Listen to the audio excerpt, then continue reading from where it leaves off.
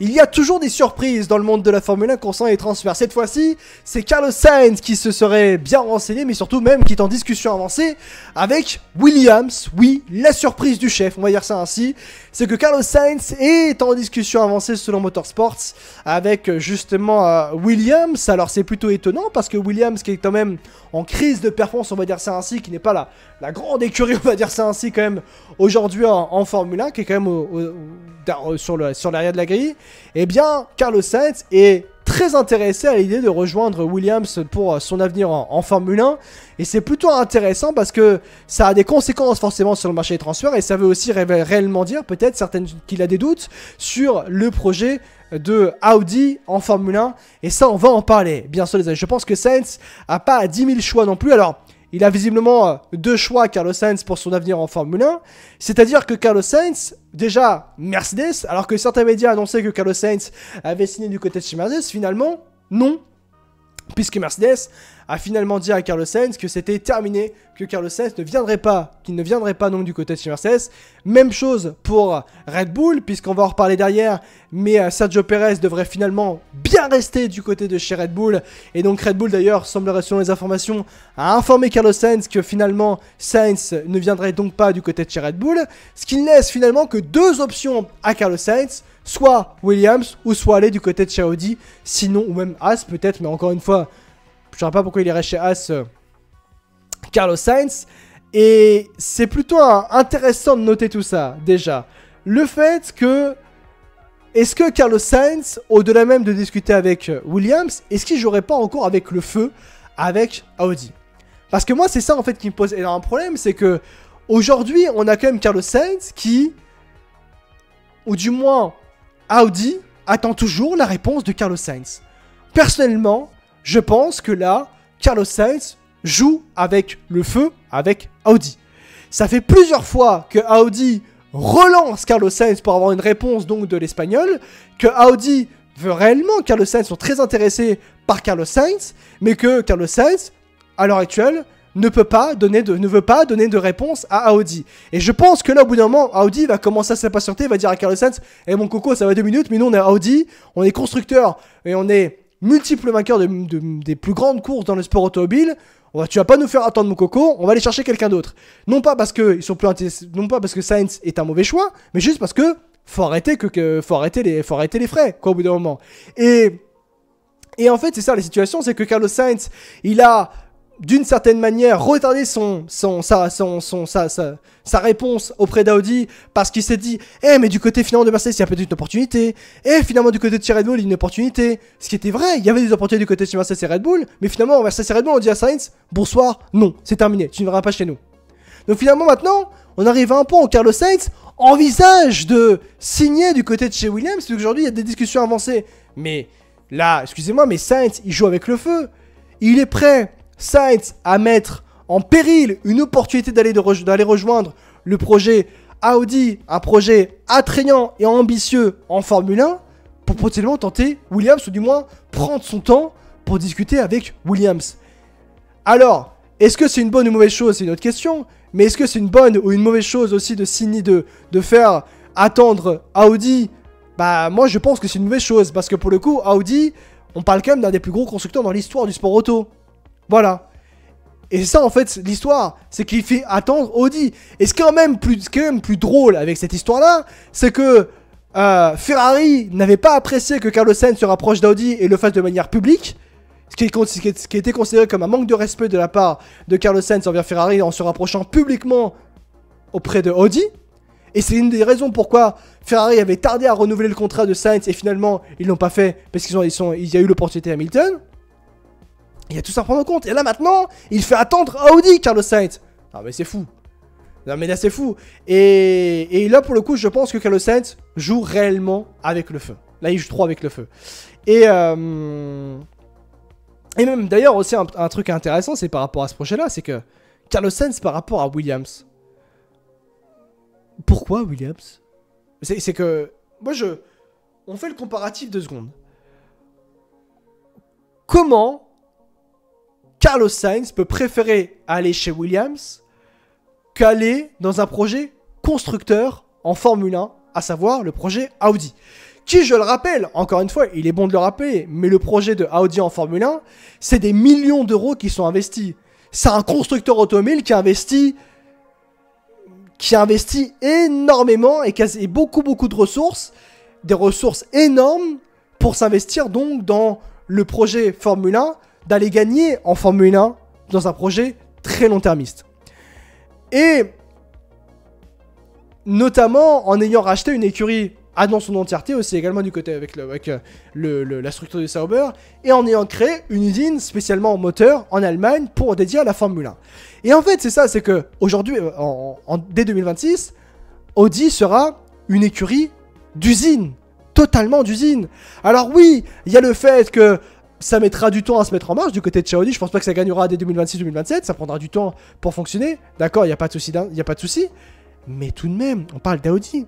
Et Sainz se dit, non mais je vais quand même discuter de manière avancée avec Williams. Mais on parle de Williams. Avec tout le respect que j'ai pour Williams, j'insiste bien sur ce point, avec tout le respect que j'ai pour Williams, qui est une écurie qui a écrit l'histoire du sport automobile. Mais même si tu as écrit l'histoire du sport automobile, et que ça n'empêche pas qu'aujourd'hui, t'es pas bon. T'es pas une écurie qui peut prétendre au titre. En fait, c'est ça qui me turlupine, c'est que Carlos Sainz est un pilote qui cherche un projet pour devenir champion du monde. Ok, le moteur 2026 de Mercedes va être, semblerait-il, est extrêmement bien avancé, est très attrayant et est très prometteur pour la suite et peut permettre d'aller gagner des courses pour Mercedes avec ce même moteur Mercedes. D'accord, 2026. Ok, il n'y a pas de la nouvelle réglementation. Ok, mais Williams, comment Sainz peut se dire avec Williams, vu que je cherche un projet champion du monde, je peux devenir champion du monde avec Williams quand tu vois l'écurie où est-ce qu'elle est aujourd'hui? Non, je suis désolé, il y a des choses que je comprends pas. Avec Carlos Sainz, il y a vraiment des choses que je ne comprends pas vis-à-vis de ça. Et il serait prêt à refuser Williams et à laisser passer l'opportunité de Audi pour discuter avec Williams. Ah non, je suis désolé. C'est... Peut-être qu'il confond le projet Aston Martin avec Williams, on sait pas, peut-être, voilà, on sait pas, peut-être qu'il se dit, ah mais Williams, Aston Martin, c'est à côté, peut-être que c'est les mêmes choses. Non, c'est la même chose, Chaos, t'inquiète pas, fais gaffe. Donc, ouais, c'est plutôt étonnant. Mais après, il y a un point qui est intéressant. C'est-à-dire que, on imagine l'histoire. Si Carlos Sainz vient signer du côté de chez Williams, ça chamboule absolument tout. Absolument tout. Parce que ça voudrait donc dire qu'on aurait un line-up Alexander Albon, Carlos Sainz chez Williams pour 2025 et donc pour 2026 aussi également. Ça laisserait donc une opportunité pour Audi. Audi qui devrait choisir donc un autre pilote aux côtés de Nicole Hülkenberg puisque tout semblait être acté pour voir l'arrivée de Carlos Sainz du côté de chez Audi. Mais donc Audi devrait choisir un autre pilote donc pour remplacer celui qui devait venir, à savoir Carlos Sainz. Et donc là, c'est l'opportunité Esteban Ocon. Là, c'est du pain béni. Esteban Ocon, qui, je vous rappelle, par le passé, était déjà en intérêt mutuel avec Audi. Et ce, depuis la fin 2023. D'ailleurs, depuis plusieurs mois, Esteban Ocon et Pierre Gasly étaient en discussion intense pour se rapprocher et s'engager. Sauf que la situation, c'était intéressant de noter, c'est que Audi était sûr et certain que Carlos Sainz allait prolonger avec Ferrari. Et finalement, coup de théâtre, Carlos Sainz n'a pas été prolongé et il va être remplacé par Lewis Hamilton. Et c'est pour ça que Audi était revenu justement auprès de Carlos Sainz pour dire « Ah bah finalement, t'es libre ? Ah bah on va rediscuter, tiens justement. » Et là maintenant, Carlos Sainz envisage de chiner du côté de chez Williams. Ah mais c'est du pain béni pour Esteban Ocon là maintenant. Ah mais là c'est parfait. Là c'est parfait, Esteban Ocon il a trouvé sa place. Désormais, Esteban Ocon direction Audi. Et on va tous remercier Carlos Sainz parce que grâce à Carlos Sainz, s'il va signer du côté de chez Williams, ça permet à Esteban Ocon d'avoir un projet absolument fantastique, ambitieux et attrayant, à savoir le projet Audi. Quoi qu'on en dise. Et ça, c'est absolument fou. Vraiment. Voilà. Qui te dit que Toto Wolff voudra placer Ocon chez Audi MDA? Parce que, au vu de ce qui se passe chez Mercedes, où on va dans une direction avec l'arrivée d'Andrea Chimontone du côté de chez Mercedes, on va en parler après bien sûr. Bon, on va pas se cacher qu'il reste pas 6000 places non plus. Voilà. et que Ocon, il faudra bien qu'il soit placé quelque part quand même. Hein. Donc bon. Donc ouais. Après, il y a aussi, semblerait-il, qu'il y a l'opportunité Yuki Tsunoda. Il y a, alors, c'est une source qui s'appelle Joe Saward. Sainz et Williams, ça peut débloquer de bons sponsors aussi, également dit Tam Swag dans Chuck, je suis d'accord avec toi, c'est vrai. Mais il y a l'opportunité Yuki Tsunoda. Semblerait-il que selon Joe Saward, eh bien, Yuki Tsunoda est une opportunité pour Audi, semblerait-il. Mais ça, c'est plutôt intéressant de voir ça par rapport à l'avenir, parce que même si Tsunoda, ça lui permettrait de sortir de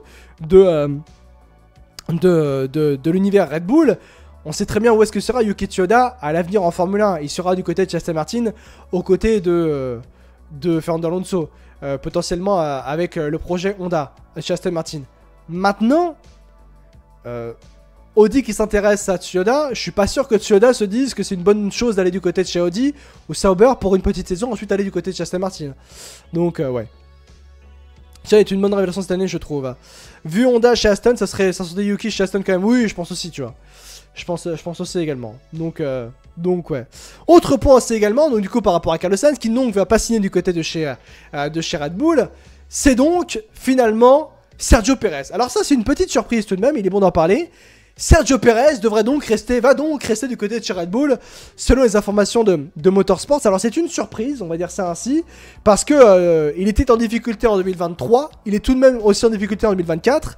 Sur les 3 dernières courses, je crois que, si je me trompe pas, Yad dans le chat, je crois que sur les 3 dernières courses, Perez a marqué que 4 points, si je me trompe pas. J'ai mes petites infos si tu n'as pas vu sur Perez. Ah bon, t'as mis quelque chose, Jérém? Fais voir. Attends, bouge pas. Non. Ah, tu l'as mis où? Ah, bah, tu l'as peut-être mis là. Bon. Attends. Ah, d'accord. Ok. En fait, ce que je veux dire par là, c'est que Perez a été en difficulté sur la saison 2023. Il est en difficulté sur cette saison 2024. Il est en grande délicatesse. Et en fait, pourquoi aujourd'hui c'est plus absurde, j'ai envie de dire ça ainsi, de garder Perez par rapport au passé, c'est qu'aujourd'hui, en fait, garder Sergio Perez pour Red Bull, c'est se tirer une balle dans le pied.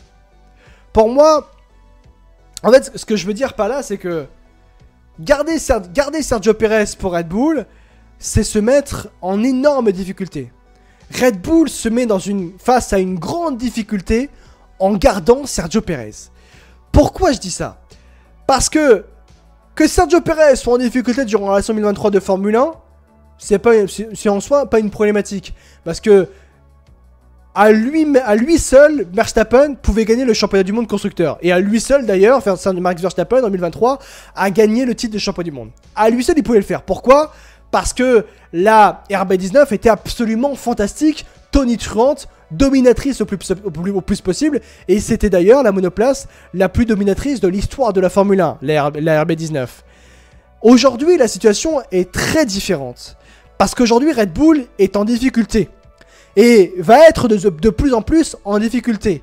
Et que la convergence, justement, des performances permet aujourd'hui à Ferrari et McLaren de se rapprocher drastiquement de Red Bull et d'être même au même niveau que Red Bull aujourd'hui. Et Ferrari et Red Bull sont au même niveau. Ferrari et McLaren sont au même niveau que Red Bull. Et ça aujourd'hui c'est problématique parce que Verstappen il peut pas se défendre tout seul. Hein. Il faut un deuxième pilote qui puisse justement aussi défendre les intérêts de Red Bull. Et aujourd'hui Perez ne peut pas défendre les intérêts de Red Bull. Il est pas là Sergio Perez. Donc aujourd'hui en fait on est arrivé dans une situation où en 2023 Verstappen pouvait gagner à lui tout seul la saison et carry à lui tout seul Red Bull en 2023 avec l'RB19 qui était une monoplace qui lui convenait parfaitement. Et Perez pouvait faire des courses sans. C'était pas un problème pour Red Bull finalement. Mais là en 2024, pour 2025, 2026, là c'est problématique. Parce que là Perez, il est pas au niveau. Et ça peut pas défendre les intérêts de Red Bull. Et là Perez se fait relever chez Red Bull, je ne comprends pas. Pourquoi garder Sergio Perez quand tu le vois qu'il ne peut pas se mettre au niveau pour protéger les intérêts de Red Bull en piste? Voilà. C'est tout. Verstappen arrive à le faire parce que c'est un pilote exceptionnel. Et c'est un talent absolument fantastique. Et c'est l'un des... Si ce n'est même le meilleur pilote à l'heure actuelle en Formule 1. Et c'est même le meilleur pilote du monde.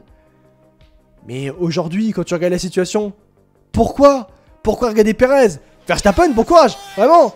Oui, mais comme Raikkonen, il fait pas de vagues. Bonsoir, nous dit Ferresson. Peut-être, c'est vrai.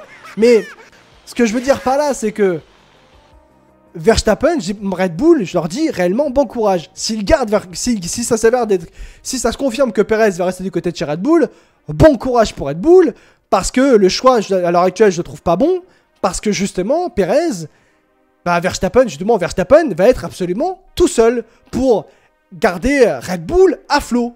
Et bon courage. Et même quand Verstappen va devoir se défendre, je suis désolé, mais Verstappen, c'est pas Superman, hein.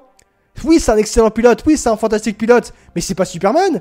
Quand il aura l'an prochain Leclerc et Hamilton sur son dos avec Ferrari, et en plus Norris et Piastri sur son dos aussi également, le pauvre, il va être à 4 contre 1, le pauvre. Ah, il va être à 4 contre 1 là, Max Verstappen. Bah, bon courage.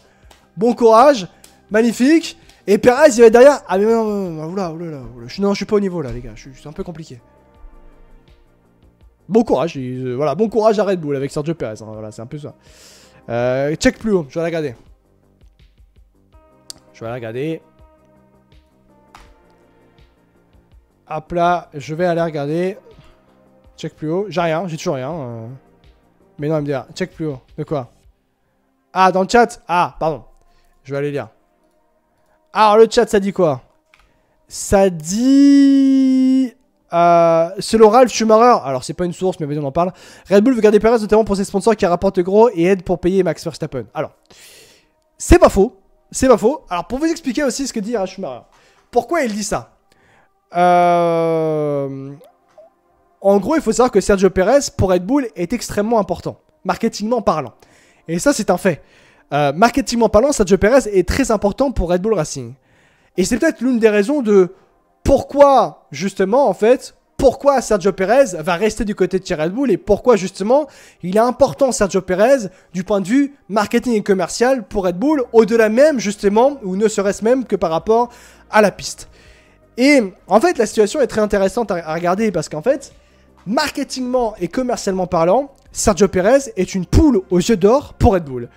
Il faut savoir que sur le continent sud-américain et le continent... au niveau et sur la partie de l'Amérique centrale, au niveau du Mexique non, déjà dans un premier temps, Sergio Perez pour Red Bull c'est une poule aux yeux d'or, c'est un mec extrêmement important, il est extrêmement justement Sergio Perez populaire en Amérique du Sud et bien sûr en Amérique centrale, dans son pays bien sûr, à savoir au Mexique. Regardez ne serait-ce que les roadshows justement qu'il peut faire à Guadalajara avec Red Bull, c'est absolument immense et exceptionnel, le monde qu'il y a et la ferveur qu'il y a, ne serait-ce que pour voir une frame, un petit peu Sergio Perez. C'est absolument fantastique. Et même un point qui est assez intéressant, c'est de regarder même aussi quand il y a le Grand Prix de Miami. Faut savoir que le Grand Prix de Miami, Sergio Perez, il roule à domicile. Il y a beaucoup de personnes, de supporters, qui viennent donc supporter Sergio Perez. Et en fait... L'association de Sergio Perez Red Bull permet à Red Bull de parfaitement s'implanter en Amérique du Sud, de faire évoluer sa marque et de faire vivre sa marque donc justement en Amérique du Sud, en Amérique centrale. Et ça leur apporte énormément d'argent, de la visibilité bien sûr, mais énormément d'argent. Et en fait c'est pour ça que, d'une certaine manière, même si Perez est en difficulté en 2023 et en 2024, et que du point de vue sportif tu te dis... le gars il va pas aider grandement Red Bull quand Verstappen va être en difficulté sur la piste, parce que là maintenant prochainement Verstappen avec Ferrari et McLaren qui se rapprochent et qui sont même au niveau de Red Bull et qui dépassent même Red Bull sur certains grands prix comme on l'a vu sur ce début de saison 2024 de Formule 1. Verstappen, bon courage hein, pour tenir tout seul sportivement parlant face aux autres. Mais Red Bull ils ont besoin de Sergio Perez, marketingment parlant et commercialement parlant. Donc c'est pour ça qu'ils le gardent. Voilà aussi, et ça c'est important aussi, parce que il est bon de noter que le salaire de Max Verstappen chez Red Bull, il est, je crois que c'est quasiment 50 millions par mois. Et je rappelle juste aussi également que dans ces 50 millions, il n'y a pas les primes.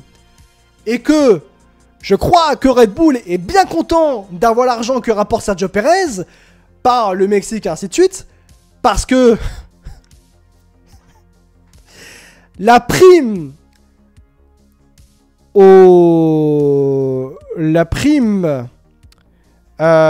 excusez-moi, le salaire de Verstappen, c'est bien 50 millions par mois, on est d'accord, hein? Merci. C'est bien ce que je pensais. Attendez, c'est 50 millions par mois, on est d'accord? Attendez. Non, par mois, je rigole. Non, attendez. Non, c'est par an, pardon. 50 millions par an, excusez-moi. Pourquoi que je dis par mois? Non. 50 millions par an, du coup, je disais. C'est 50 millions par an pour Max Verstappen. Bah, croyez-moi que Red Bull, ils sont bien contents d'avoir l'argent que rapporte Sergio Perez au Mexique pour payer Max Verstappen. Sans oublier qu'attention, Max Verstappen a des primes. Et que dans ces 50 millions par an, il n'y a pas les primes. Ça, c'est ce qu'il gagne par an. C'est à la brute. Les primes. Parlons des primes.